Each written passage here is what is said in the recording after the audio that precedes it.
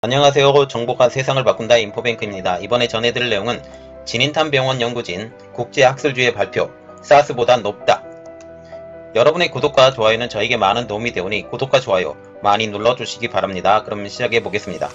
지금 국제학술지에 발표된 내용을 한번 보면 중국 연구진은 이달 24일 국제학술지 란셋에 2019년 12월부터 2020년 1월 26일 사이에 우한 진인탄병원의 중환자실에 입원한 코로나19 환자 52명에 대한 연구 결과를 발표를 했습니다.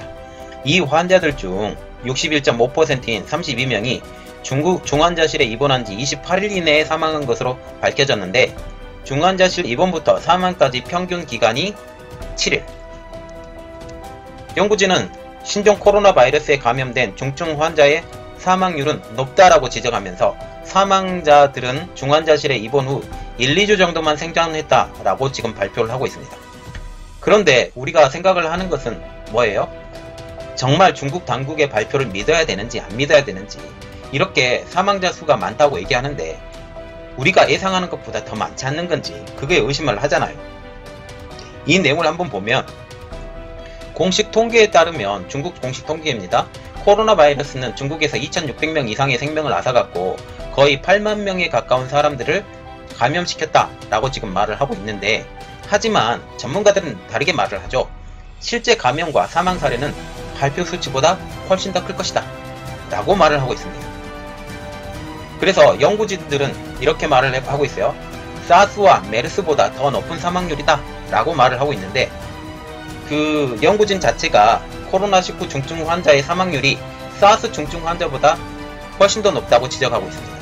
2002년부터 2003년까지 중국 남부에서 시작된 사스는 전 세계적으로 약 800명에 이르는 사망자를 냈고 약 8,000명의 사람을 감염을 시켰죠. 그런데 지금 현재는 훨씬 더 많죠.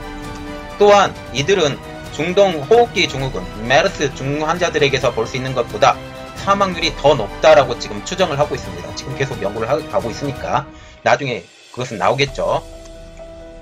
연구진은 65세 이상 노인 환자의 사망 위험이 높다고 연구 결과를 내놓았고, 사망 환자는 급성호흡 부전증 발병률이 높았고 기계적인 인공호흡 받는 비율도 더 높다라고 지금 얘기를 하고 있습니다.